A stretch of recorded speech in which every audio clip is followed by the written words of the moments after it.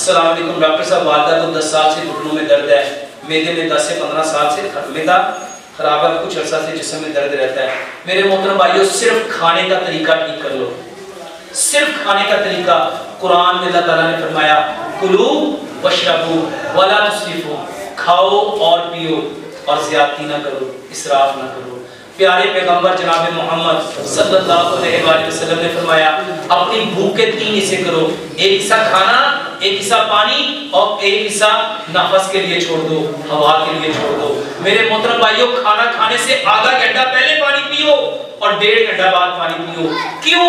पूरी कायनात में कोई जानवर खाने के साथ पानी नहीं पीता, कोई जानवर खाने के साथ पानी नहीं पीता। पूरी दुनिया में किसी ने देखा किसी जानवर को खाने के साथ पानी पीता हो? और सबसे ज्यादा खाने के साथ पानी कौन पीता है? मेरे मोहतरम भाइयों, सिर्फ खाने के साथ पानी छोड़ो। खाने के साथ किसको छोड़ना है? खाना खाने से आधा घंटा पहले पानी पियो, 1.5 घंटा बाद पानी पियो और एक लुकमे को इतना चबाओ जितने दांत हैं। कितने दांत हैं? एक दिन करके देख लो, सुबह भी, दोपहर भी, शाम भी।